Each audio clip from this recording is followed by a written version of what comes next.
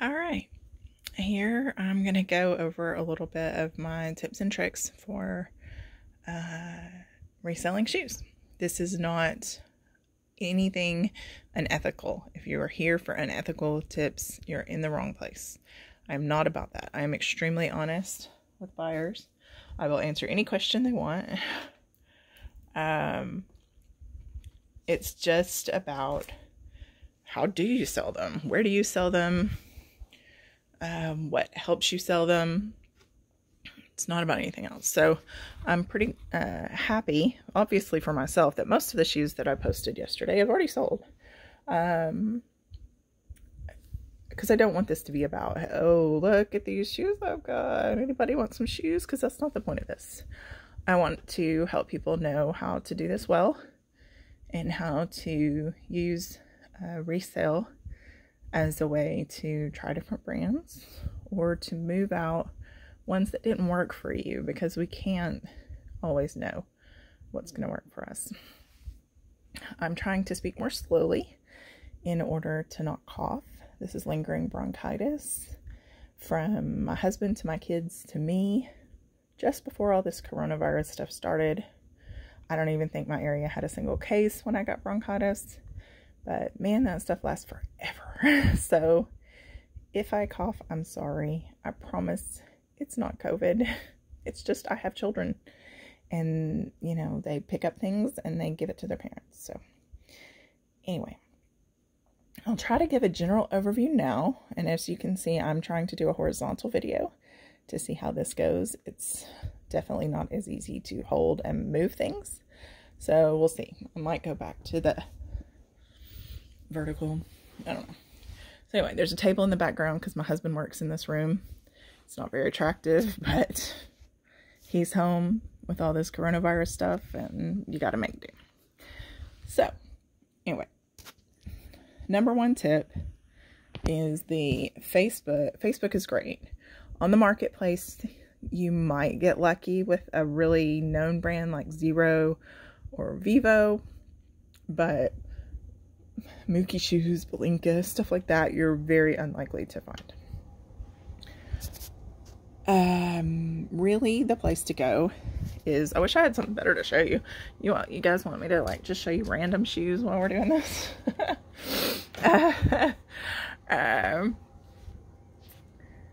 Yeah, because I don't really want to be on camera myself. That's not my thing. Anyway, they're my foragers, not voyagers, that I had out for today. It is getting warmer. I'm wearing most of what I had on my outfit of the day this morning. But anyway, I'm getting distracted. Facebook, if you're in the US like I am, the Minimalist Shoes Buy Sell Trade is an excellent place to be. There's thousands of members. Great way to move stuff. No fees or anything like eBay and Poshmark and all that. There are brand specific groups as well, like Zero has one, Vibrams has one. It only has 250 members, but they seem pretty interested. Softstar has one. There are several. Other countries also have them as well. There's one for UK that has a separate discussion group. Smaller countries have them, but they're not as active and you're likely to get less money. So search your location if you're not in the US and see what you can find. That is the absolute best way. Once you're in those groups, you can do individual listings or you can do group listings. Over the last couple weeks, I had done a lot of individual listings, including these shoes. Everything that you saw in that post yesterday had been individually listed already. Some had a lot of attention, some didn't. So what I decided to do last night, since there were so many, was do a mass listing. I took a picture of all the shoes together, put them up, and then in the comments, I started doing a little description of each one.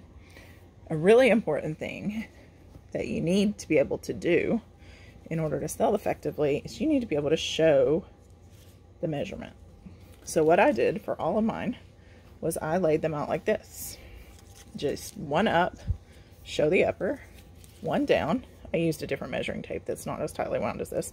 I have like 4, I think, because I keep losing them and buying another one. So anyway, this is not accurate per se, because this is one to go the opposite of that. But if you have one, this one has inches and centimeters on opposite sides. Let's see if the other one's in here that I used. It has inches and centimeters on the same side. Oh, good Lord.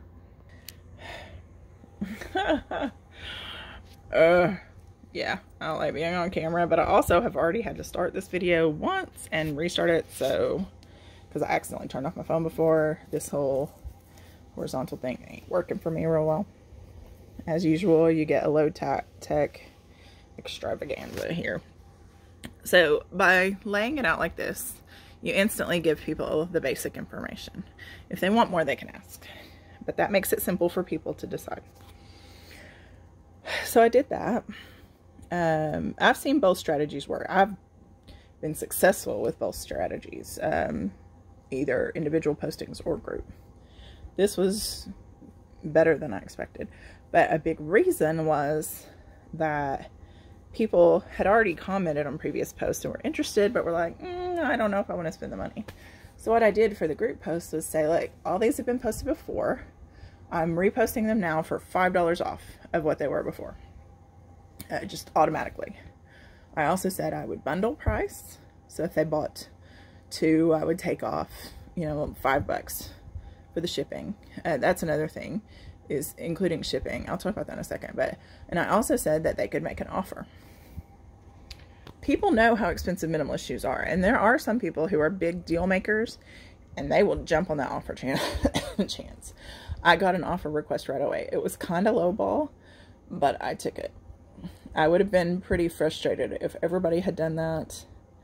But I was fine with that particular offer, and I went with it.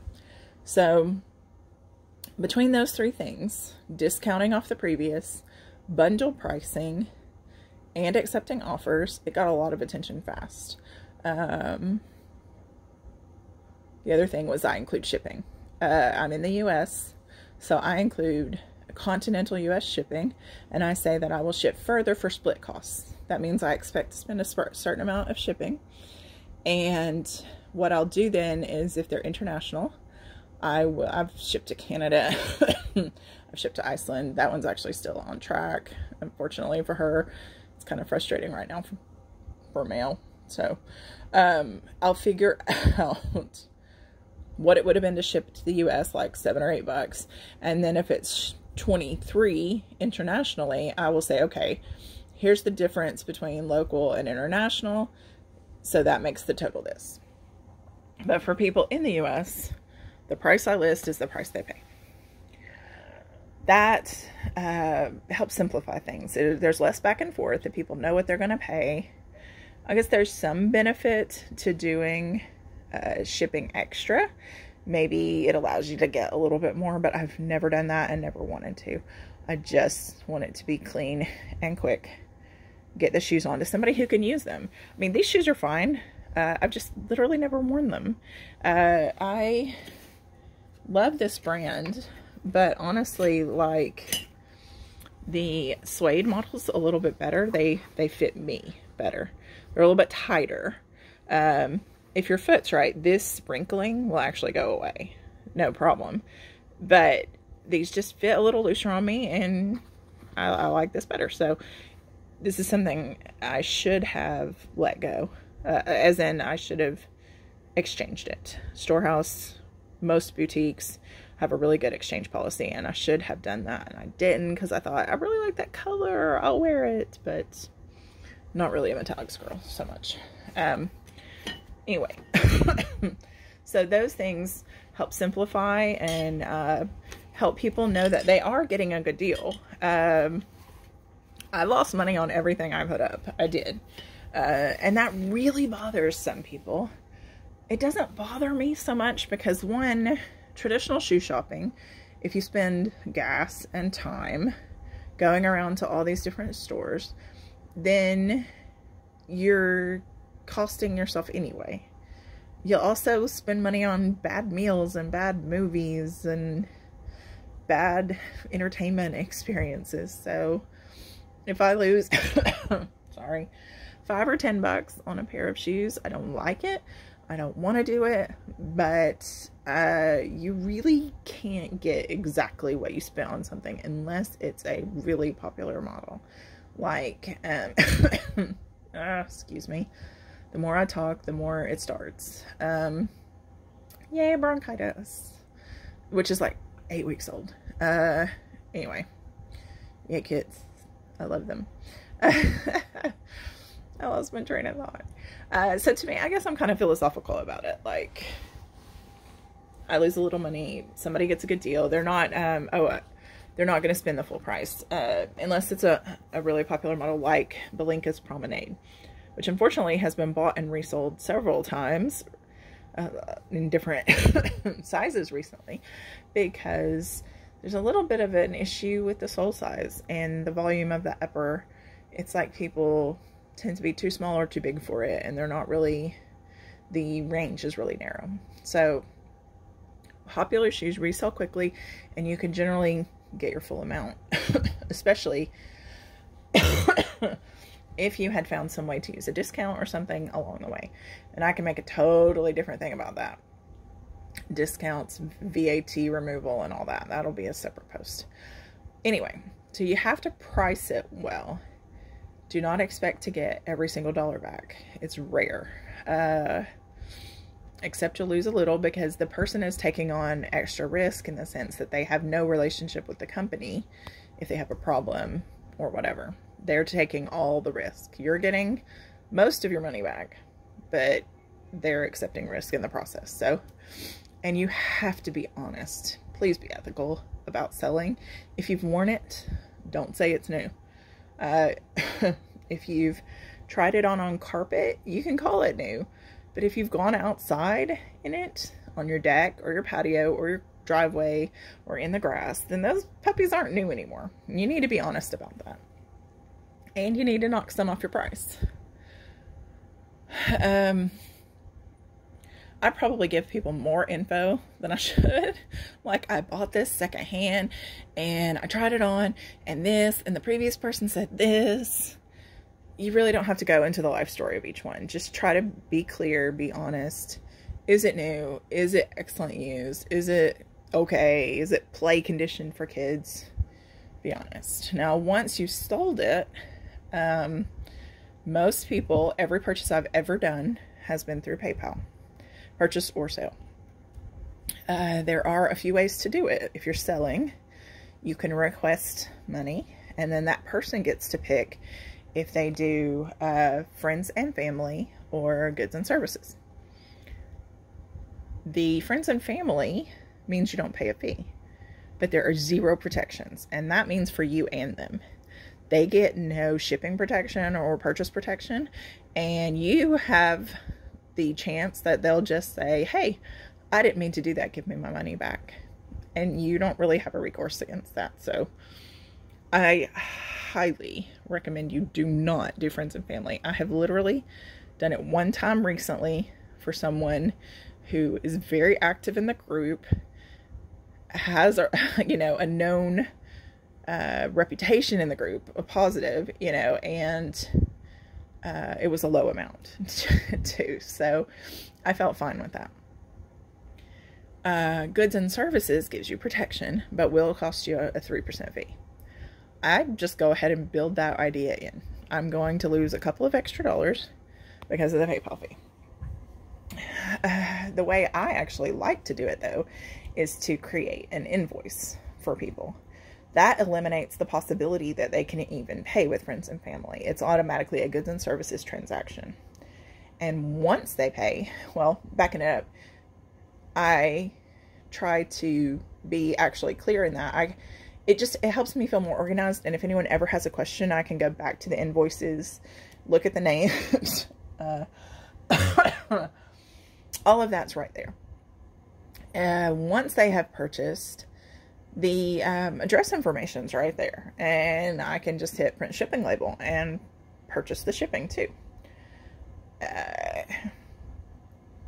The thing is, and I will go into a completely separate shipping one video, but PayPal's really great for low weight items, but you need to consider Pirate Ship, just pirateship.com, for higher weight items. And I'll talk about that more in the shipping video.